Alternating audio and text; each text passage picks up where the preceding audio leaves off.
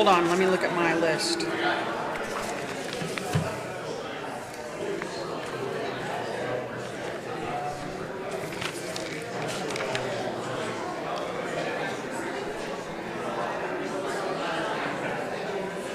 Okay, it's not on here. So,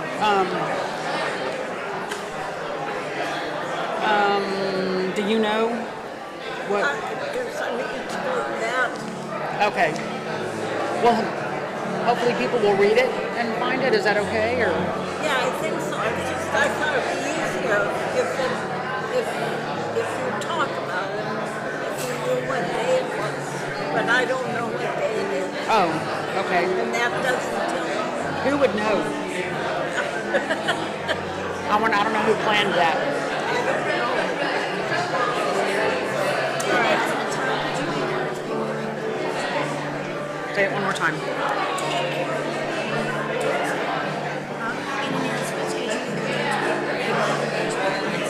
Yes.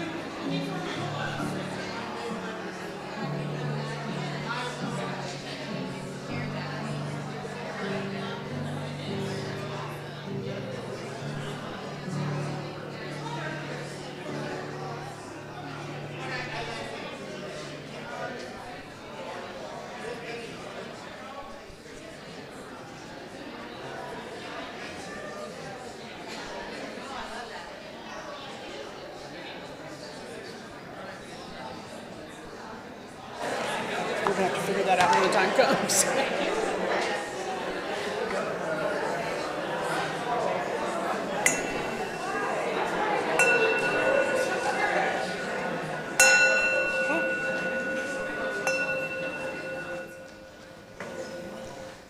Good morning, everyone.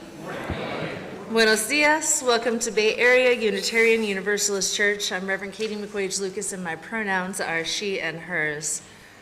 And oh, my friends, how to begin our gathering today when the world is so heavy on our hearts.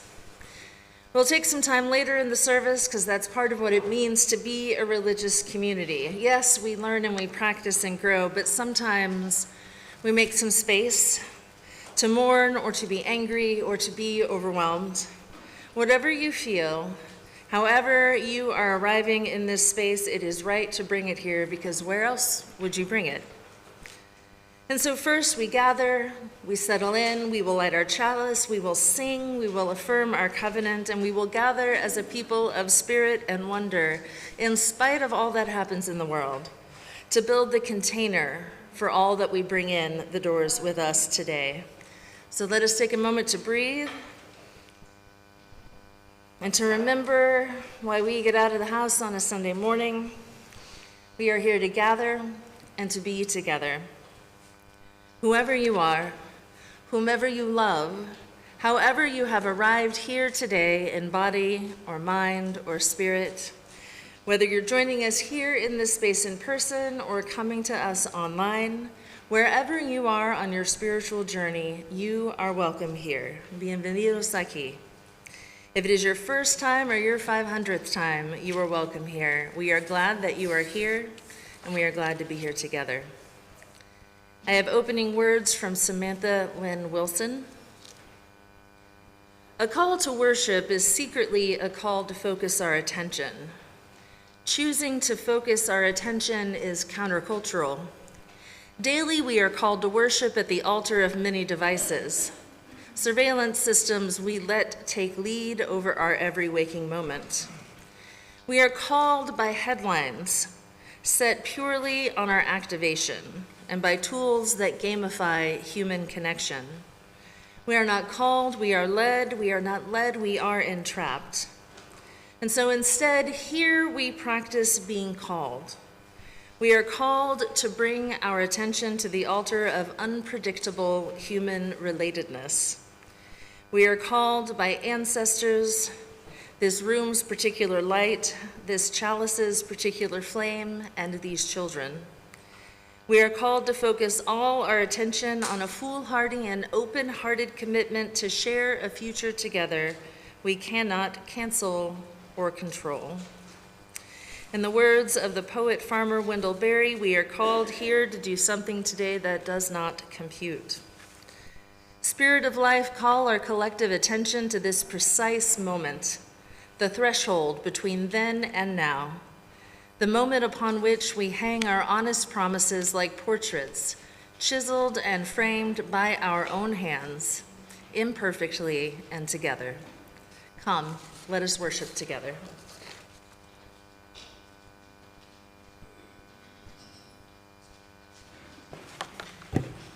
Good morning. My name is Jerry Carr, and my pronouns are she and hers. Terry Grimm will light our chalice today.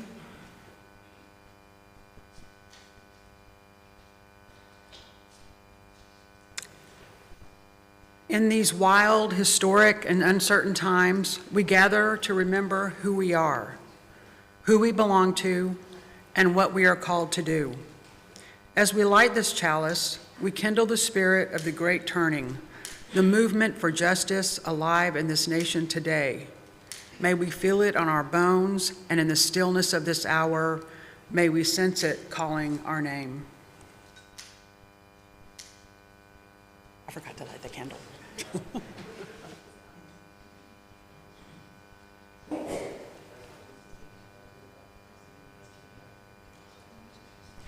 Please now stand as you are willing and able for our opening hymn, Morning Has Broken.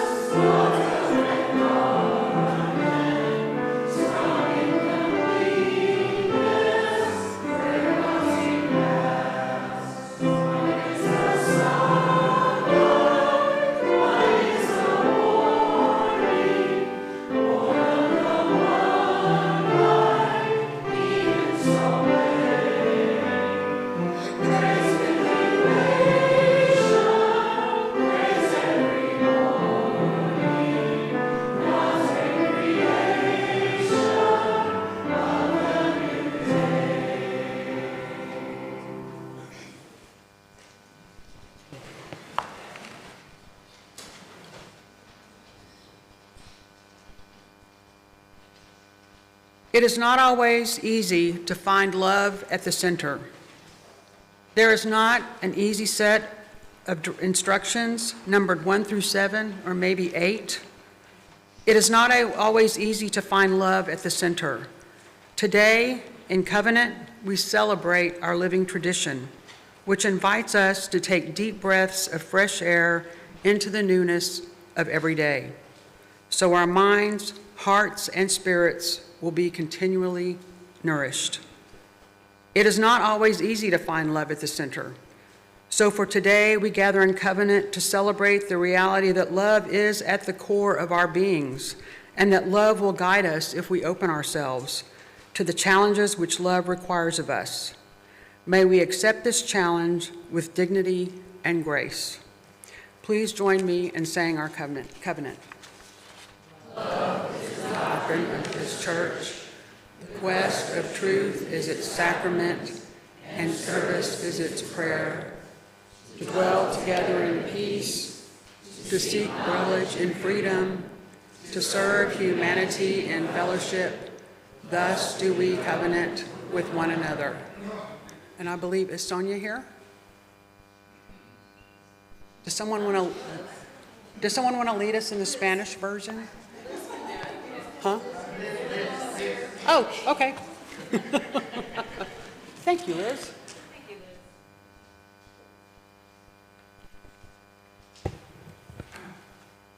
Get my glasses to where I can see.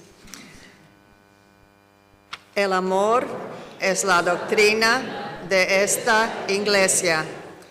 La búsqueda de la verdad es su sacramento y el servicio es su oración. Vivir en paz, en comunidad, buscar el conocimiento en libertad, servir a la humanidad en fraternidad. Así es como pactamos entre nosotros.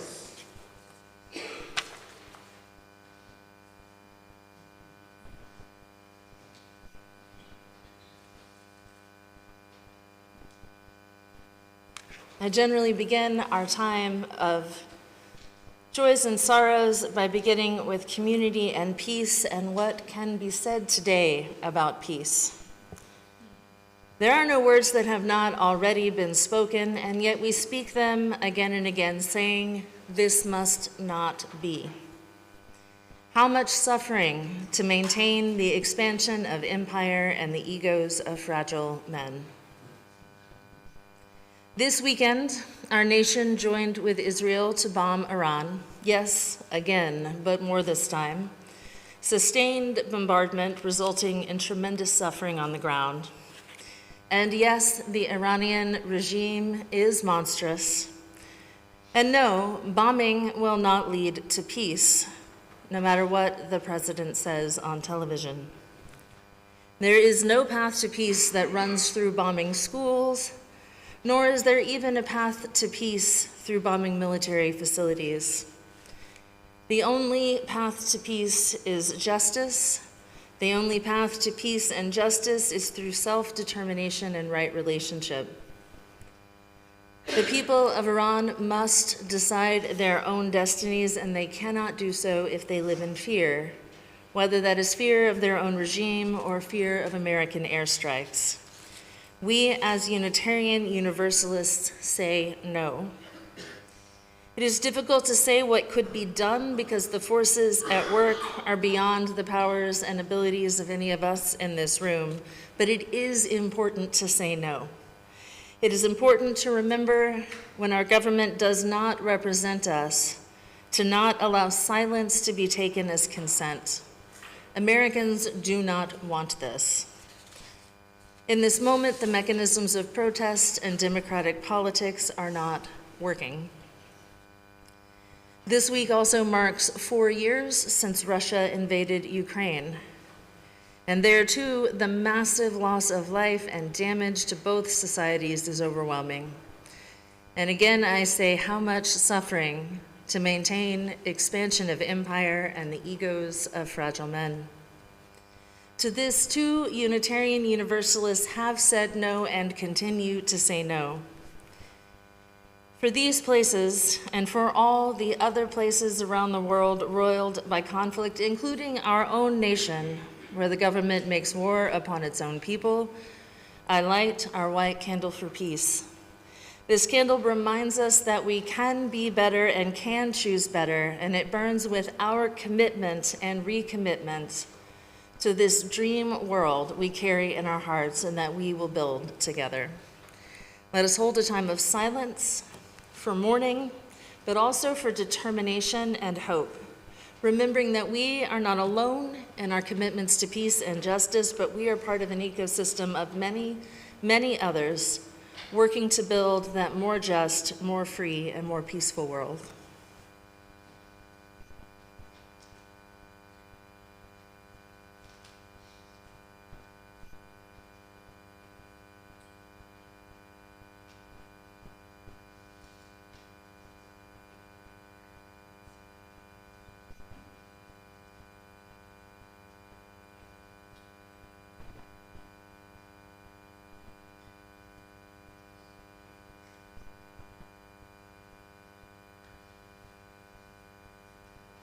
I have also lit our red candle of community because it is the reminder that we are part of something greater than ourselves, that there is a community right here in this room, in this moment, that there is a larger community as well of those who are not present today, who may be elsewhere but are still connected to us, of people, the cloud of witnesses from years past, the people who have yet to come, and the radiating outward circles of the community outside our doors. We are a part of all those many communities, and we are never alone. Each week we bring our own joys and sorrows and worries and hopes and milestones into this building. We each carry something with us into this space. All of those things you are invited to bring forward to light a candle. You are invited to share them with us in the form of a flame so that we might witness them and witness you and accompany you in whatever is on your heart today. Come forward as you are moved, and if you would like a candle brought to you, please raise your hand.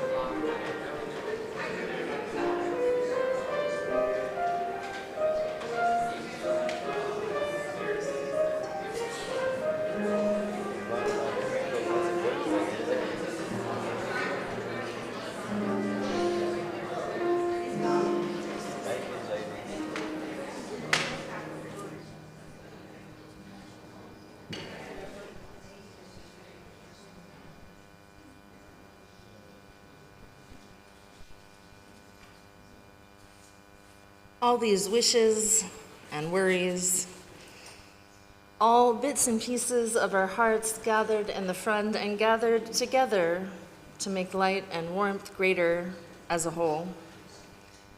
Will you please join with me in prayer? Spirit of life and love, all things emerge from you and in time return to you. This unnamed power of creativity and vitality that powers the unfolding of the universe, make yourself known through us and through all things that are part of the expansion of life and flourishing. In these times when so much seems unmoored, remind us of this ultimate truth, that our human lives are infused with love, and that love flows through us in our connections to one another, in the ways we live out our vocations and callings, and in the work of our hands as we play our role in co-creating the world.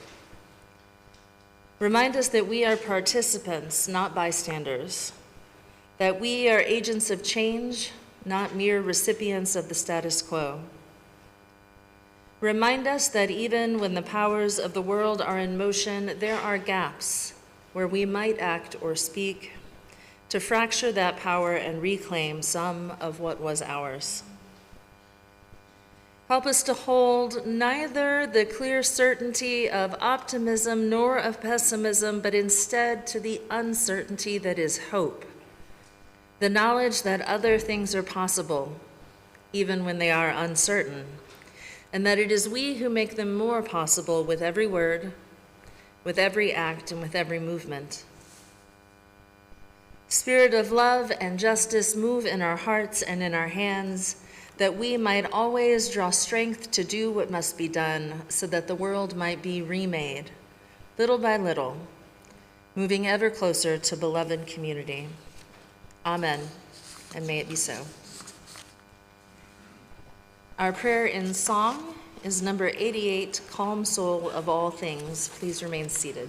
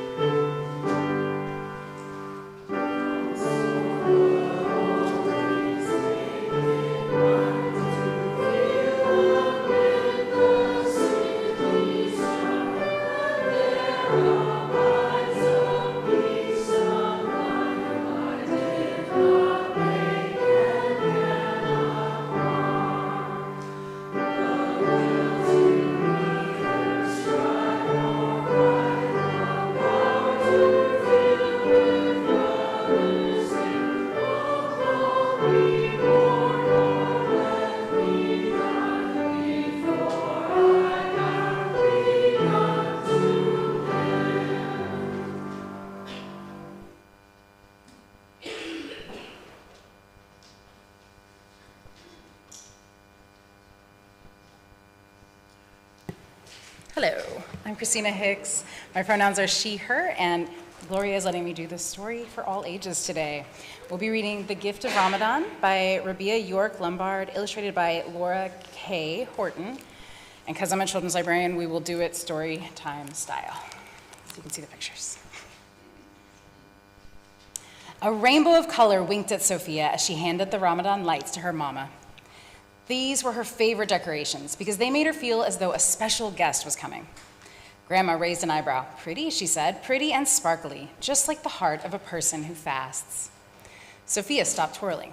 Really? She asked. Sophia loved sparkles, glitter, stars, her new ring. It was a gift from Grandma for her birthday last month. Grandma stopped rocking. Really?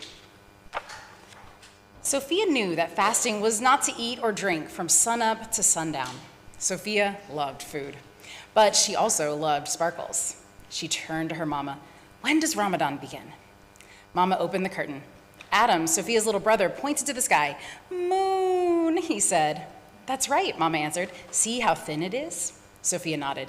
That's the crescent moon, the beginning of a new month. Tomorrow is the first day of fasting. Count me in, Sophia grinned. Mama woke Sophia when it was so early, not even the sun was awake. Time for sahur, she sang. Sophia sat down to a breakfast of eggs, fruit, and Dad's pancakes, but Sophia could barely keep her eyes open. You have to eat, Grandma told her. It will chase away the hungries. Sophia reached for a pancake, but a few minutes later, time's up, Dad said. They got it from the table and unrolled the prayer rugs one by one. Sophia tried her best to stay awake, but the moment her head touched the ground, sleep came over her. Mama reached forward to nudge her, but Grandma waved her finger to say, let her sleep. When Sophia woke for the second time, it was almost noon. Her tummy was empty and her throat was dry, but even drinking water was against the rules. So Sophia decided to stay busy. She read for a while. She organized the clothes in her closet from least to most sparkly. And then she drew, but her tummy began to gurgle louder and louder. Shh, Sophia said, I'm drawing. She glanced down at her paper. Yikes, she said, I've got to get out of here. She's drawn cookies and pizza, French fries. Sophia found Adam in front of the TV. In his hand was a humongous cookie. He waved it in front of her face and sang, me cookie eat, yummy, yum, yum. Sophia's tummy roared. The cookie looked delicious. Please stop, she said, but Adam kept singing. Sophia clenched her hands. She bit her lip. She wanted to yell. Instead, she ran out of the room. Her brother chased her. Adam was fast, but Sophia was faster. Sophia was so fast, she ran out of breath. She needed to hide. Adam was still looking for her. She goes to the pantry. Sophia turned on the light. Oh no, she thought. I've really got to get out of here. But she couldn't. Adam was stomping by, still singing that song. Me cookie eat, yummy, yum, yum. She plugged her ears. She closed her eyes. Sophia took a deep breath, and the scent of chocolate filled her nose. What is this? Asked Grandma. Sophia's eyes drifted to the floor. I got too hungry. There, my love. No one expects you to fast for an entire day. Grandma wrapped Sophia in a big hug. There's always tomorrow, and the day after that, and the next. You have a full month to keep trying. Sophia twisted her ring. She wiped away her tears. But I wanted to feel sparkly now, she said. You are sparkly, Grandma said. I can see your sparkles growing. Sophia shrugged. She didn't feel sparkly. And did you know, continued Grandma, there are other ways to celebrate Ramadan? Sophia thought about that. She knew Mama read the Quran. Maybe it gave her head sparkles. But Sophia couldn't read it, not on her own. And her dad was always sharing things with family, friends, and strangers. He said that Ramadan was a time for charity, a special kind of sharing for those who need extra help. But Sophia didn't have any money. Sophia was about to give up when she glanced down at Grandma's hands. They were covered in flour. What are you making? She asked. Yummy food for our first iftar, Grandma replied. That's it, Sophia thought. If she couldn't fast, then at least she could help prepare dinner for those who did. And I'm going to help. Sophia put on her apron and got to work. She tossed the salad. Then she helped Grandma make 5 super sparkly pizzas, one for each member of the family. Sophia thought they were sparkly because they had extra cheese on them. Grandma thought it was the fresh parsley that made them shine. When the oven buzzed, Sophia jumped up from her chair. The pizzas were finally done. But when Grandma opened the oven, smoke billowed out. Oh no, Sophia frowned. The top 3 pizzas were perfect, but the bottom 2 were burnt to a crisp. Grandma plopped down. She looked exhausted. Iftar was just around the corner. Don't worry, Grandma, said Sophia. I've got this. Really? Asked Grandma. Really, said Sophia. Sophia set the table. She gave each person 1 big bowl of soup and 1 salad. She placed a pitcher of water and a bowl of dates on the table. Then she asked Grandma to cut up the 3 perfect pizzas. Tiny slices were better than none. Sophia's family gathered around the table. They raised their hands and offered thanks. Then they each drank water and ate a date. When there was only 1 slice of pizza left, Grandma insisted that Sophia take it. You've earned it. No thanks, Sophia smiled. She didn't want any more. She didn't need any more. Her heart was wonderfully full.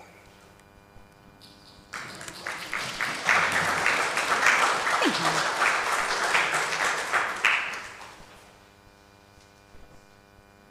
Well, think some of the youth are staying in the service and some are going. Yes. Anyone volunteer to keep the flame? Yay! Oh, it's not here.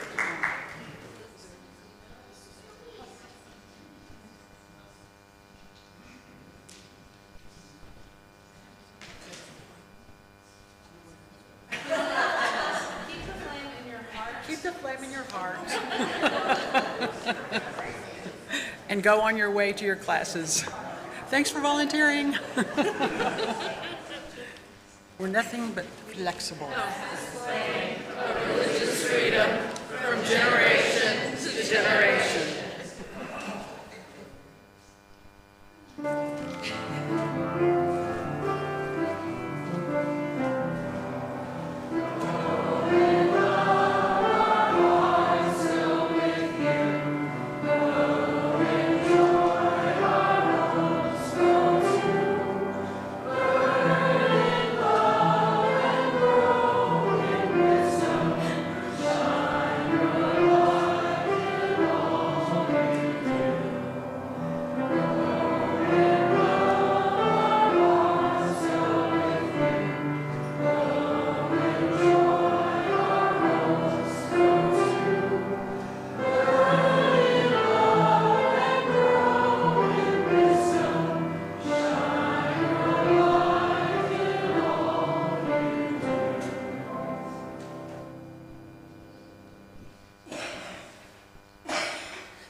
Our responsive reading this morning is number 648 in the back of the gray hymnal.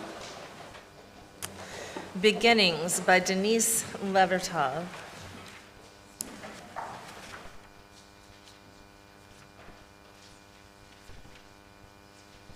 Number 648. Please join in with me on the italicized text. But we have only begun to love the earth. We have only begun to imagine the fullness of life. How could we tire of hope? So much is in bud. How can desire fail? We have only begun to imagine justice and mercy. Only begun to envision how it might be to live as siblings with beast and flower, not as oppressors. Surely our river cannot already be hastening into the sea of non-being. Surely it cannot drag in the silt all that is innocent. Not yet, not yet. There is too much broken that must be mended. Too much hurt we have done to each other that cannot yet be forgiven. We have only begun to know the power that is in us if we would join our solitudes in the communion of struggle. So much is unfolding that must complete its gesture. So much is in bud.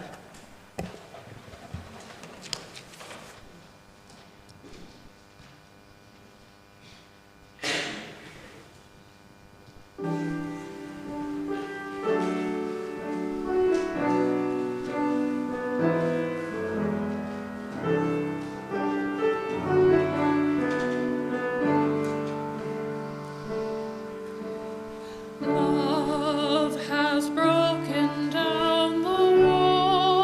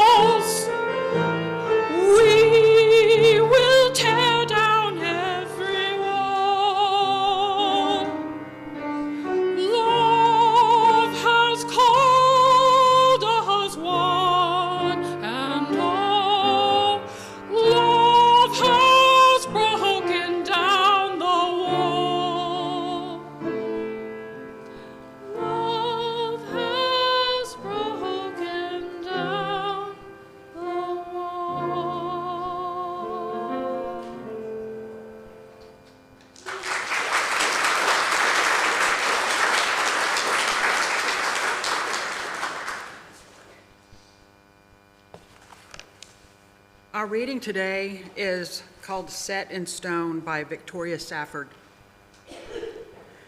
In a cemetery once, an old one in New England, I found a strangely soothing epitaph. The name of the deceased and her dates had been scoured away by wind and rain, but there was a carving of a tree with roots and branches, and among them the words, "She attended well and faithfully to a few worthy things." At first it seemed to me a little meager, a little stingy on the part of our survivors, but I wrote it down and have thought about it since. And now I can't imagine a more proud or satisfying legacy. She attended well and faithfully to a few worthy things. Every day I stand in danger of being struck by lightning and having the obituary in the local paper say, for all the world to see, "She attended frantically and ineffectually to a great many unimportant, meaningless details." How do you want your obituary to read? "He got all the dishes washed and dried before playing with his children in the evening." "She balanced her checkbook with meticulous precision and never missed a day of work, missed a lot of sunsets, missed a lot of love, missed a lot of risk, missed a lot, but her money was in order."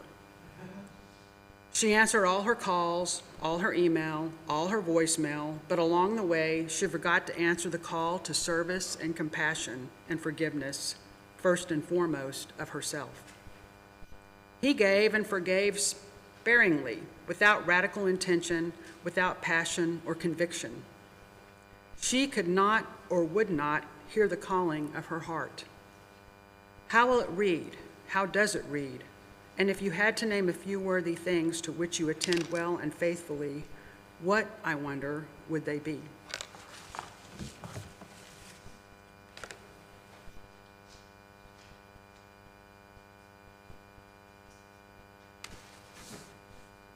Not this past week, but the week before, both Lent and Ramadan began, and it's always interesting to me when holidays happen to line up in that way. Two traditions of restraint and discipline in the pursuit of holiness. Our modern sensibilities do not love fasting. Conceptually, it doesn't fit. And that's not just true for Unitarian Universalism. Even some traditions with long histories of fasting, it still seems pretty weird and does not seem to have a great deal of purpose. And I do think that the idea of fasting as penance or as purposeful suffering doesn't really have a place in our worldview and in our UU theology.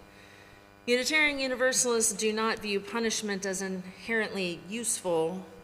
We're more inclined to meaningful forms of atonement like relationship repair or constructive action. We also take delight in our embodiment, and that's a matter of theology. We believe that bodies are good and that harming them is dangerous. And I worry that emphasizing physical restriction is pretty triggering for a lot of us who have some issues around things like that. Even people without a formal eating disorder probably have an uneasy relationship with food in our diet-obsessed, strange food culture in America. In addition to food, Ramadan also focuses on beverages, not even a sip of water. I remember learning about that as a young person and watching Hakeem Olajuwon play basketball without a sip of water during Ramadan. Sexuality is also restricted. And in a society with some pretty strange ideas around sexuality and bodies, I'm not sure that it's helpful to think about that as a barrier to purity. And yet, there is something deeply healing about stepping away from a culture of consumption, a culture of more and of muchness. And there are other ways that religious traditions interpret fasting. It can be about strengthening ourselves through deep attention and practice. The fasting makes room for other things. The mental work that goes along with the physical practice is supposed to reset our minds, and maybe that doesn't have to be about food at all. Soul Feast by Marjorie Thompson is a pretty good book. It dives into the histories and stories around a variety of Christian spiritual practices and sometimes connects it up with other religious traditions as well for additional lenses. She writes that we trivialize spiritual disciplines when we lose sight of their real purpose. Lent is not a 6-week inconvenience in an otherwise abundant year, during which we somehow please God with minor suffering. Lent isn't a testing ground for the true grit of our willpower, and it's certainly not a spiritual rationale for losing 10 pounds before going to the beach in a bathing suit. Do you see how easy it is to twist a practice such as fasting into a means to accomplish our own ends? And the question we need to ask with any spiritual discipline is, what does God want to accomplish in me through this practice? She gives an explanation of the story of Adam and Eve and the fall as moving from a place of rules to a place with fewer rules and more chaos. And she goes on to say, the human now lives as if there are no limits. We bow temporarily to practical limitations, but limits are to be assaulted through the powers of intelligence and technology until they yield. Appetites are given free rein, and it is considered a God-given right to use every resource and creature on earth for personal enjoyment or gain. The goal of human life is now to acquire more, to experience more, to stimulate every sense to capacity and beyond. I don't think a lot about returning to an Eden-like state of total dependence on God. That is not my worldview or my framework. But I really hear this emphasis on a culture of more as deeply problematic in our culture and in our lives. I think we see around us the results of egotistical assumptions that the world exists to be used by the powerful. The counterpoint, of course, of abstinence is also to turn around and give. St. Gregory of Nyssa advised people who are fasting to take what they would have eaten and give it to others. In early Christian days, fasting and the giving of alms is a simultaneous transaction. And during Ramadan, alms and charity count for more. Pairing them with fasting gives you some extra credit. The communal meals that break the fast after sundown are also opportunities to give food away, to share extra with those who have less. And if you cannot fast for any number of allowable reasons, or if you make a mistake and mess up your fast, you can donate that number of meals to others to rectify the error. And so fasting in both Christianity and in Islam is also about redistributing wealth. Denying ourselves the unnecessary abundance, learning what is enough so that we can share with others.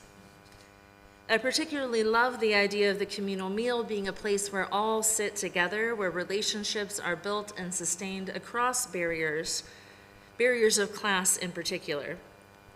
So often our language of service is oriented around offering something to a mysterious other. Someone else over there needs my help. But solidarity is actually knowing people, being with them, and understanding the relationship is mutual. There are fasts in other religious traditions as well, although they are not quite so tightly bound to calendar moments. They might be more personal practices. In some Buddhist communities, monks don't eat after noon. Many of the monks are vegetarian, although they will eat what's offered to them by lay people. And some lay Buddhists may engage in limited fasting at particular times of year or on certain life occasions, eating a vegetarian meal in the morning and abstaining in the afternoon and evening. Those fasts are part of learning what it feels like to live lightly on the world, to remind practitioners of the middle way and what enough really is. Jewish fasting traditions are connected more closely to atonement and mourning. But Jewish people may also fast to mark celebrations to make the feast more significant. A couple getting married will fast to highlight the meal they eat together afterward as a married couple. A convert may fast until they emerge from the ritual bath as a new person to make that feast more notable and more memorable. And in all these traditions, fasting is accompanied by charitable work and by intense prayer and meditation. The discipline is intended to make space for that work, to create time where you may not have as much time. It literally creates time and money and redirects one's attention to the divine. To return to Marjorie Thompson's question, what does God want to accomplish in me through this practice? For me, that question is, what about this practice makes me more whole? Perhaps closer to the holy, but also making my life more meaningful and renewing my spirit. What is the part of my life that is the greatest barrier to being fully present and engaged with the world? And while I admit my love of food is an answer, I spent some time in the woods this week and remembered something else, something that I think about a lot, but was heightened for me in this moment in time and my present priorities. Our attention is a hot commodity in the year 2026. Our attention is a rich resource, just like our data and our consumer spending. Everyone and every company wants to get their fair share of money, but also of my attention. We swim in an endless sea of things competing for attention, and all of them build up this problem of overconsumption and mindsets that use and exploit instead of promoting connection and relationship. And I know it often feels like our attention is not entirely under our control. Obviously, there are hours we have to devote to necessities, work and school, and the stuff I think of as life administration, dealing with errands, all these things that are the tasks of our days. And then in our leisure hours, we contend with media and advertising and social media, which is its own basket of demands for our eyes and our ears. And even if we manage to avoid much of that, there is still the dreaded checking of the news to see what things have happened in the last couple of hours. And it used to be easy to say, nothing horrible is going to happen without you somehow finding out about it. You don't have to check the news every 10 minutes. But it turns out that right now, something horrible really does happen every 15 minutes or so. And I am reminding myself of an exercise I did a long time ago in a Building Your Own Theology class. Some of you may have done one of those at some point in your UU journey. And in each of the Building Your Own Theology series, there's a bunch of different topics, and you kind of place yourself and your classmates along spectrums and scatter plots because you're all in different places. And the question that I have retained that sticks with me was the question of how much free will we actually have. Once you account for nature and nurture, for genetics and also our built-in behavior and psychological patterns, how much agency do we really have? And we argued about it in this class. I mean, we're Unitarian Universalists, so there were probably more opinions than individual people. And the minister said, I think it's probably about 3%. And we were all kind of like, whoa, because we were all arguing in like the 10, 20, 30, like we were really, and this sounded so terribly, terribly pessimistic, but before any of us even said anything, he followed up with, and wow, the things we do with that 3%.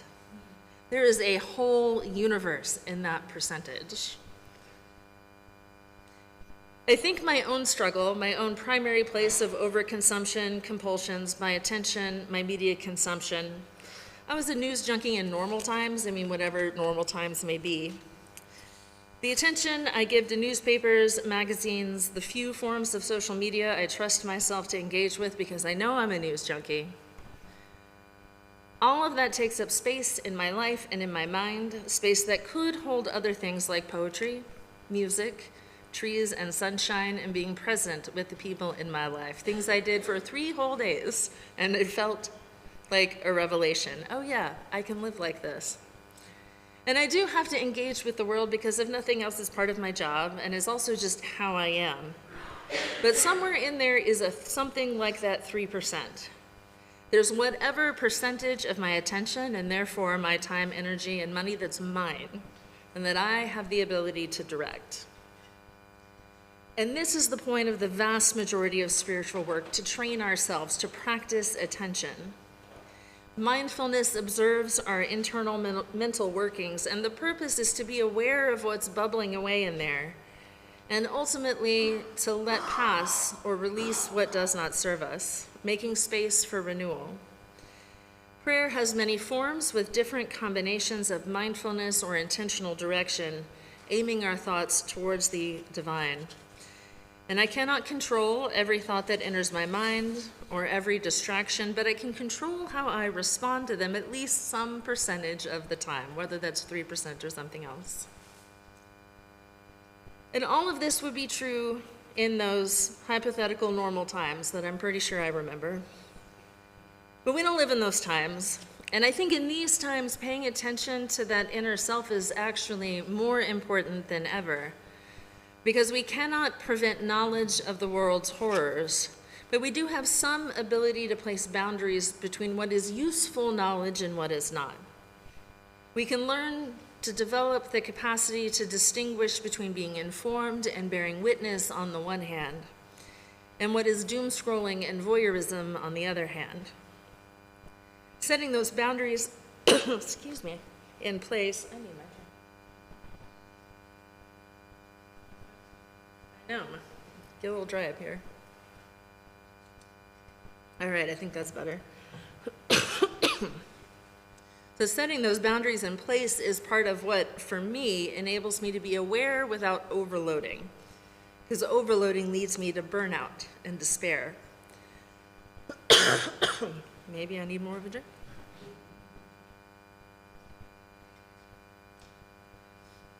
And more importantly, it makes space for me to counter that burnout and despair with something that might actually renew and refresh me.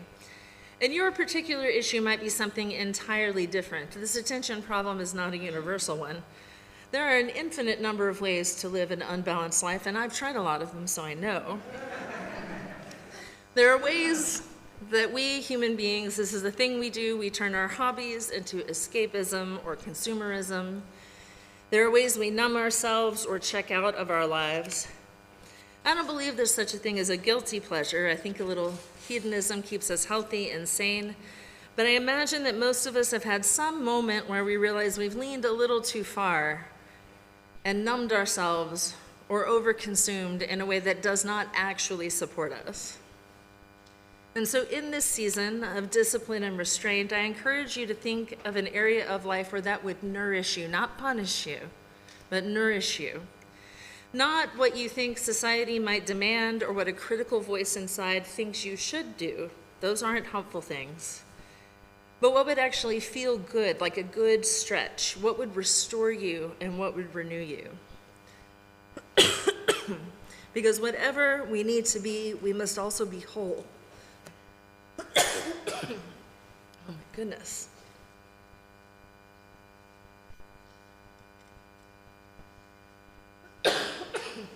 That was fun this morning.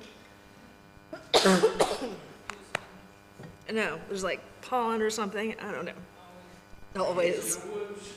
I know. I spent a week in the woods and now I can't breathe. It was good for me in other ways. All right, whatever we need to be whole, we need to be healthy, we need to be well. We must be grounded in our spiritual lives and engaged in the community around us. Social pressures will push us to disengage or to engage in unhealthy ways because that's profitable. And that keeps us from claiming our full power as citizens and as people.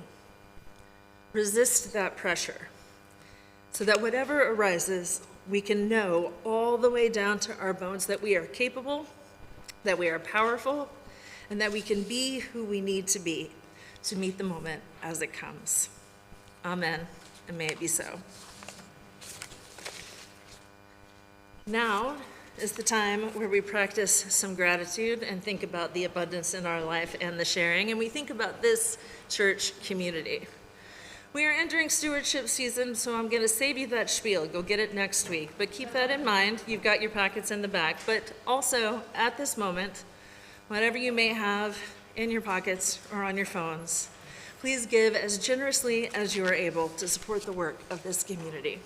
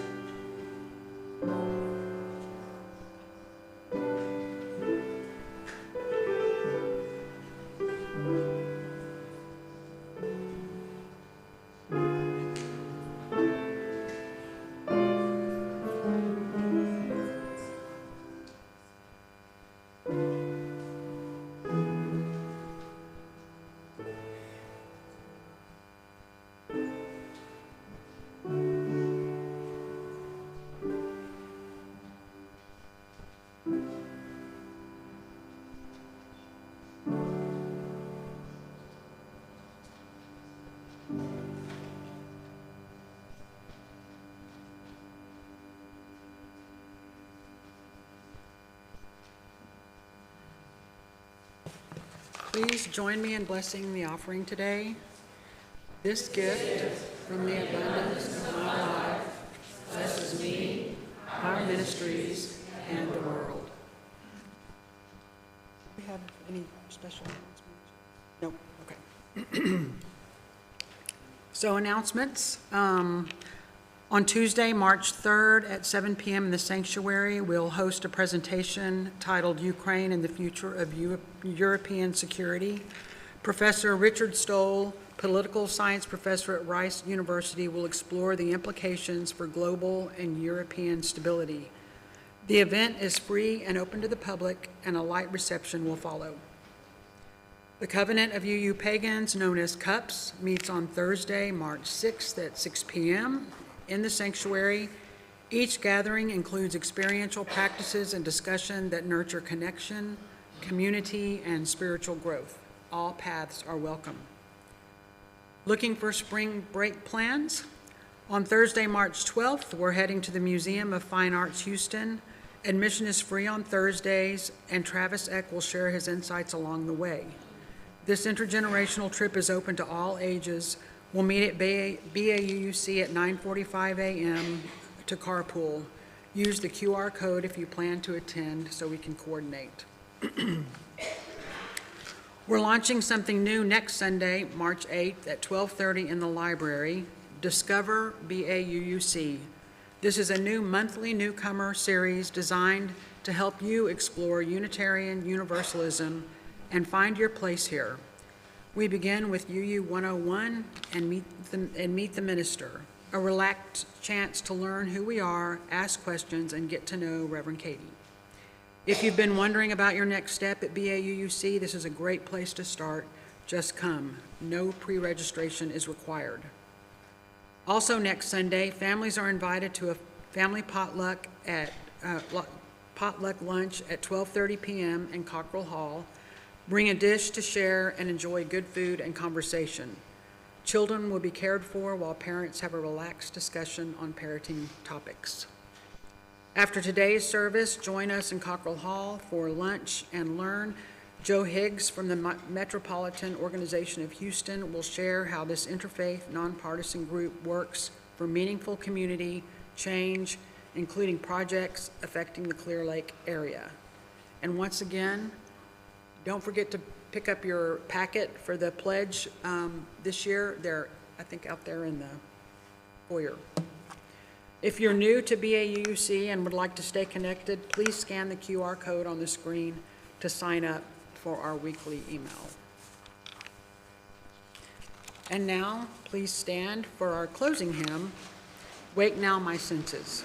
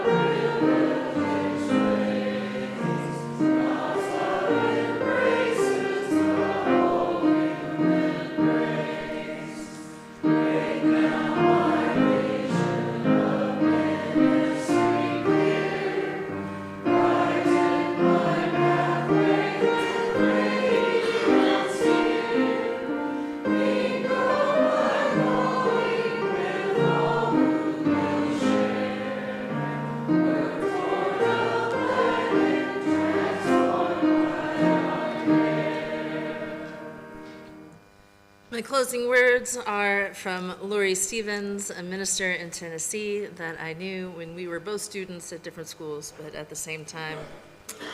We may pay attention, but it returns on its investment. What we attend grows. What we focus on clarifies. Who we hold in our hearts is comforted. Our minds are the mind of the universe. Our attention connects us to each other and to all that is. Go in peace, go in love, and go in connection to all that is. May it be so. Amen and blessed be.